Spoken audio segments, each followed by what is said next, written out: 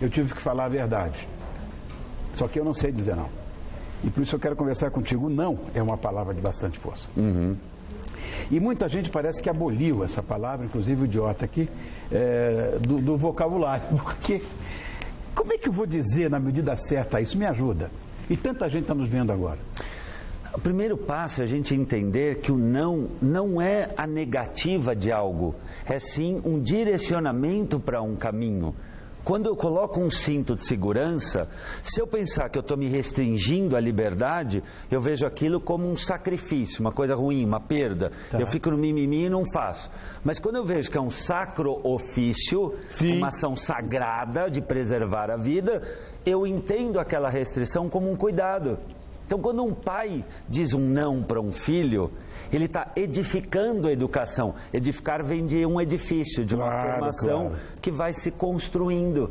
Então, o passo da libertação, Rony, é entender, eu não estou maltratando meu filho, eu estou cuidando dele. Esse é o ponto. Porque, olha, sim para tudo, acaba você fazendo coisa que você não quer fazer. Eu estou, inclusive, me colocando nessa situação. Existe um treino para que as pessoas possam... Eu vou te incomodar. Consigam dizer não com mais facilidade? Com certeza. A gente primeiro precisa entender o que está por trás desse sim absoluto, né? Muitas vezes o pai, a mãe, a avô, a avó, às vezes até professor na escola, diz um monte de sim porque é mais cômodo, aparentemente. É aquele auto-engano. Eu estou com uma cárie do lado direito da boca, mastigo com o lado esquerdo. E a gente fica se enganando. Para o filho não ficar com a birra, para a filha não ficar perturbando, eu deixo. Tanto é que muitas vezes você deve ouvir isso. As crianças de hoje não têm limite. A gente não ouve isso muito? Sim. Pois quem não tem limite hoje são os pais. Sem dúvida. Por quê? Porque o pai quer trabalhar, fazer MBA, na cabala, terapia, ginástica, ser não sei o que, pertencer a 8 grupos no Facebook, o LinkedIn, fazer o taekwondo, ainda meditar. E aí chega em casa, educar dá trabalho. Só que o que se esquece é que não educar vai dar muito mais. Mas essa coisa personalista, que me parece que tem uma carga de egoísmo muito grande, isso não é legal. Porque a educação de um filho, eu sei porque eu já te falei em off que eu fui pai com guarda de filho, eu fui mãe. E eu acho que a educação consiste, dentre muitas outras coisas, em você dizer sim e não. Exato. Quantas vezes falei não para filho? Perfeito. Porque os pais de hoje, eu acho que têm medo de dizer não. Isso. Seria isso, não? Isso. Se antigamente, né, a gente queria ser como os nossos pais, hoje os nossos pais querem ser como os filhos. Porque é essa inversão que está destruindo tudo. O pai quer ser como o filho. Teve uma pesquisa da Viacom que 83% dos pais, Rony, olha isso, se consideram os melhores amigos dos filhos. E aí na hora que eu sou o pai brother, o pai legal, o pai amiguinho, a mãe bacana, eu sou uma igual, eu estou deixando um filho órfão de pai vivo. A criança está num desespero. Quando ela é frustrada, ela fica tirana, ela grita, xinga, coloca coisa no chão, fala palavrões para a mãe que você não ousaria nem pensar para o teu pai. Por quê? Porque ela foi viciada em ser atendida. É um vício. E aí, cada vez mais, eu me contento com pouco. Entendi. E aí, o que acontece? Eu vou sendo frustrado cada vez menos, espero do mundo cada vez mais e enlouqueço quando alguém me diz um não. Então, é uma ilusão que uma educação pautada na permissividade, no sim, vai ajudar a vida do meu filho. Eu vou fazer um filho infeliz, dependente, revoltado, entristecido e, sabe o que pior? Sem pai, sem projeto, sem ambição, sem interesse.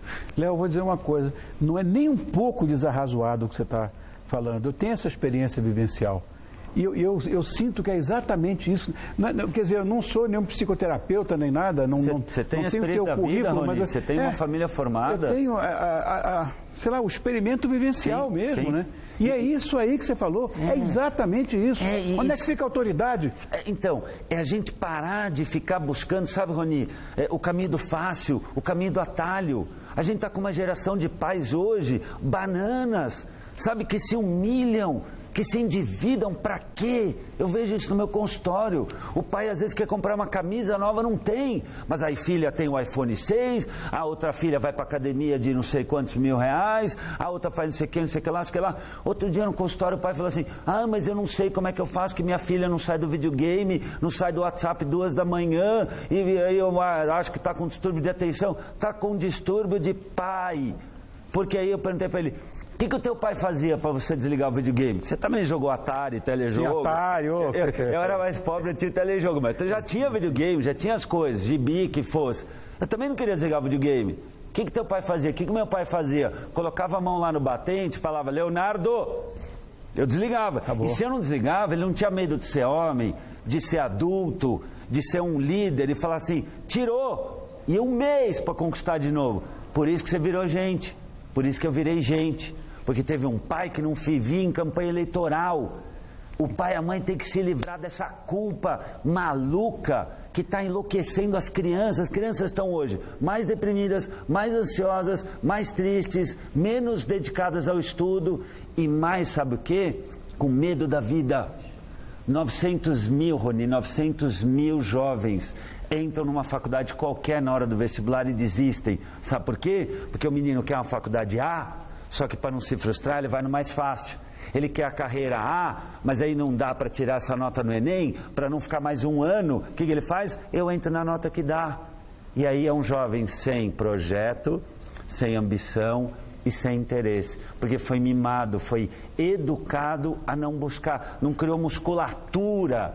E você usou a palavra certa, é treino.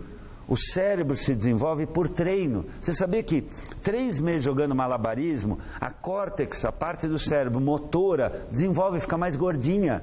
Hoje a neurociência mostra, Rony, que tudo que a gente faz no cérebro vai criando conexões mais gordinhas, mais complexas. Então, tudo é treino. E o mais bonito, aquela ideia antiga que a gente perde neurônios, isso também já caiu por terra. A gente não perde neurônios, isso é bobagem.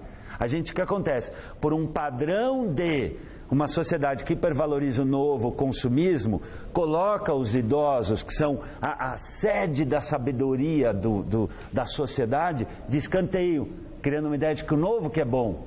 E as pessoas com 60, 70 anos, quando estão começando a entender da vida, são tiradas de cena. Isso é uma loucura social. E você, quando falou... É um problema cultural nosso, ocidental, porque exatamente. No Oriente o processo é inverso. É outro. Então você, quando estava falando da tua família, você gesticulou aqui. Nós temos, Rony, 5 cérebros. 5. Um está aqui, o outro está aqui no peito. Tanto que quando a gente está do lado de alguém ou de uma situação ruim, a gente fala, ai, tô mal. A gente tem um outro cérebro no intestino. É um outro cérebro, sabia disso? O Daniel Goleman, o pai da inteligência emocional, no livro Foco, ele fala disso. Tanto que quando você está muito tenso ou muito animado, você vai muito no banheiro ou não vai no banheiro. Verdade. Você tem um outro cérebro no fígado que vai fazer com que você fique animado ou não. Você tem um outro cérebro no coração. Tanto que você senta do lado de algumas pessoas, em 3 minutos você está todo feliz. Ou do lado de outras, em 2 minutos você já está triste. Então nós temos 5 cérebros. Sabe qual é o 5º? Genitais. Olha que linda é a natureza humana. Cérebro. Por isso que a gente fala, nossa, que tesão. Ou, nossa, isso é broxante. A gente usa até, estou enfesado, né? Estou cheio de fezes, né? Essa pessoa me deixou sem ar. Ou a menina, quando está apaixonada, fala, ai, estou animada, aquele cara veio. Então, se o pai e a mãe, Rony, dedicassem 1 minuto do dia, antes de dormir, para sentar na cama, como é que foi meu dia, como é que está minha família? 1 minuto. 1 minuto. Isso é fundamental. Para se centrar e escutar, porque a gente tem uma sabedoria natural. Sabe, às vezes é menos terapia, menos livro, menos curso, menos coisa complicada, é voltar no instinto. Porque todo pai, toda mãe sabe quando está perdendo o filho, está escorrendo, quando a família não está rolando, quando o casamento está indo embora. Só que é tanto apelo para olhar para fora, para consumir, para ficar num monte de papéis que não são nossos, não são autênticos, não preenchem. Tanta busca por status que a gente esquece de olhar a nossa natureza. É verdade. Agora, muitas vezes, eu estou falando muito de mim até porque vivi. Muitas vezes, quando eu dizia, isso não, quando eu estava um pouquinho maior, eu disse assim, por quê, pai? E essa explicação eu tinha que dar, que eu tinha que ser racional e não nem um pouco emocional. Era correto o que eu fazia? Ou não? Algumas questões, sim. O que eu não gosto é do sempre ou do nunca, né? Em educação, melhor do que o sim ou não é devolver para o filho. Por que você acha? Reflita sobre isso. Como você vai resolver isso? Qual era o nosso combinado? Porque aí você vai treinando a criança com uma autonomia, para ela chegar nas suas respostas. Qual era o nosso combinado? Era meu bordão. Né? Porque tem um combinado. Que a gente combinou. Eu sempre falei, o que é combinado não é caro. Isso. Quer formar um cidadão? Liberdades e responsabilidades andam junto. Claro, liberdade demais é o folgado, claro. Responsabilidade demais é o alienado. Então, tem horas, Roni, também, vamos falar a verdade, que é um não porque é um não. Acabou. Acabou, é um não. Por quê? Porque não. Por exemplo, o filho vai querer comprar uma coisa agora de Natal.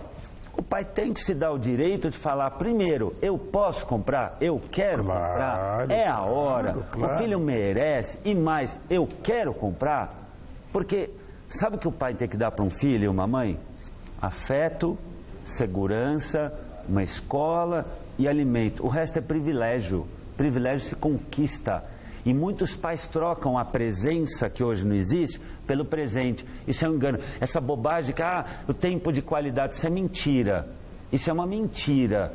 Filho vai confiar no pai que confiou na relação. Confiar vem de fio. Teceu um fio, teceu uma condução, teceu um significado.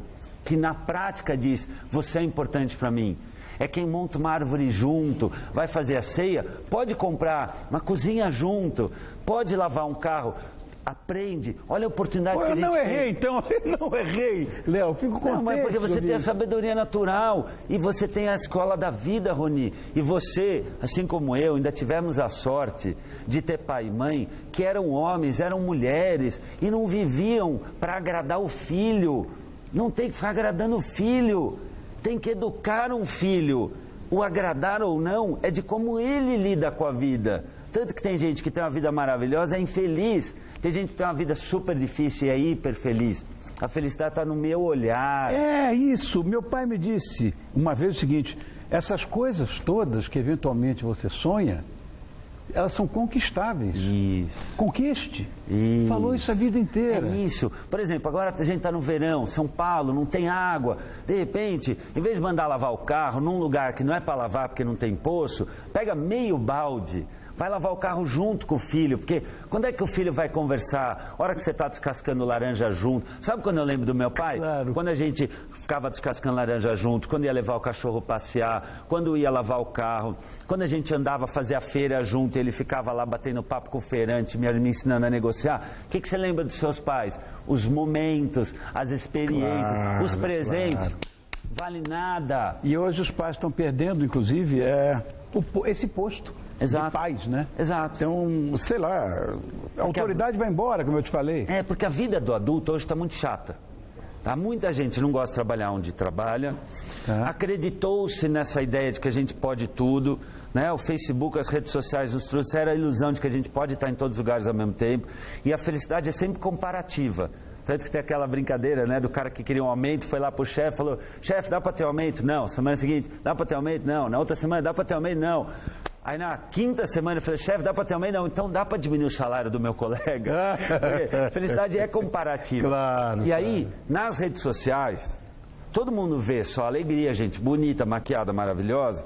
A felicidade comparativa fica menor. O adulto está solitário, o adulto está sem amigos, o adulto está frustrado, via de regra não trabalha no que gosta. Fica com inveja do filho. E é fácil comprar a amizade do filho. Você paga, você deixa, você libera, Correto. Você fica com a ilusão do teu amiguinho. Aí esse menino fica órfão de pai vivo, sabe quem ganha com isso? Ninguém. Sociedade perde, família perde. Quem vai pagar as consequências é a sociedade. Porque a gente tem que ter essa noção de que você está criando um filho que vai impactar a vida. Se o teu filho cresce com saúde mental, se o teu filho cresce com valores, com dignidade, escolhe uma profissão com brilho no olho, não para ganhar. Quantas vezes a gente não vê, né, no próprio consultório, o menino vem escolher a profissão, eu queria fazer tal faculdade porque dá para tirar uns 3 mil. Profissão não é para tirar, profissão é para doar, profissão é para trazer para o mundo um serviço. Vê se você vem aqui contando, bom, hoje eu estou, nesta hora eu ganhei enquanto não existe. Só que isso é ensinado em casa, nas pequenas situações, a ver que a felicidade não está na mão de quem recebe, isso é sorte. A felicidade está na mão de quem doa. A história do seu livro, por exemplo, nós estávamos falando em off, eu até confessei que foi uma fase bastante difícil para mim, acompanhar a adolescência lá do meu casal. E essa história de ser, quer dizer, os adolescentes que já são, sei lá, brothers, né, dos pais, você não vai ter como impor limite numa hora dessa. Exato. É muito difícil. Outro dia eu vi uma menina no consultório, acho que 14, 15, ela falou assim, minha mãe agora resolveu pagar de mãe, resolveu do nada. Quer dizer, muitas vezes a distância de anos, a mãe vai numa palestra, lê um livro, vê um programa como o nosso, acorda, né, cai a ficha, como a gente fala, a mãe percebe, tem que mudar. E aí tem que entender, você não vai construir um tecido de confiança da noite para o dia, não. Lógico. Vai ter que insistir. E infelizmente, às vezes é irreversível. Por isso que eu falo sempre, em educação, tudo que é difícil fazer, vai ser mais difícil se não fizer. Não tem como terceirizar, não tem como delegar. E a maior autoridade de um pai ou de uma mãe é amor. Se o filho não sente que o pai ama, se importa, porque você pode estar trabalhando, hoje não tem quem está tão ocupado que não pode ir 1 minuto no banheiro e passar uma mensagem, filha, boa sorte no balé, estou torcendo, filho, estou te ligando, porque hoje você tem um jogo, e eu posso ter certeza, estou aqui na reunião, porque o coração está aí, mas eu chego, meu filho está dormindo, acorda o menino, melhor que ele perca 1 hora de sono e ganhe um abraço do pai, acorda meia hora mais cedo, toma um café junto, precisa construir laço. Sem laço, a vida vira um nó. O cara é maravilhoso. Léo, eu adorei você, Léo. Que bom, fico feliz. Parece que comungamos das mesmas coisas, viu? Mas eu fico assistindo teu programa e eu falo, como é raro a gente ver hoje. Você sabe, você tem um papel de inspiração, de liderança. Não, a televisão hoje é a grande escola do brasileiro.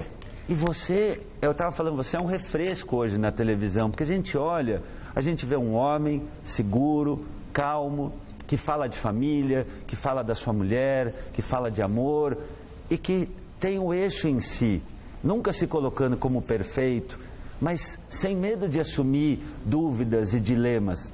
Isso é ser um homem, né? É ser inteiro. Esta é a integridade que o pai, que a mãe, né, Roni, precisam reconstruir. Não precisa ser um pai perfeito que vai deixar tudo, mas também não precisa ser omisso e distante, porque eu estou com dificuldade.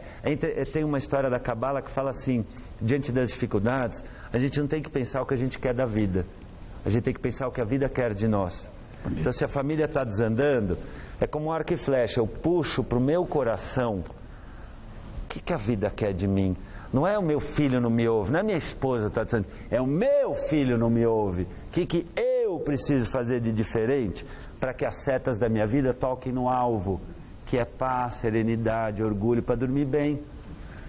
Muito legal. Vamos mostrar a capa do livro do Léo? Eu sei, olha ali, ó. Meu filho. A adolescência, e olha, o Léo falou comigo que eu tenho um de 27 anos, ele disse, já está no fim da adolescência, porque hoje o adolescente vai até aproximadamente 35 a 40 para os homens e 30 a 35 para as mulheres em média. É quando o lado da frente do cérebro, que toma decisões racionais, e o lado de trás, sede das emoções, eles se integram e a gente tem algum equilíbrio, dinâmico, mas algum equilíbrio.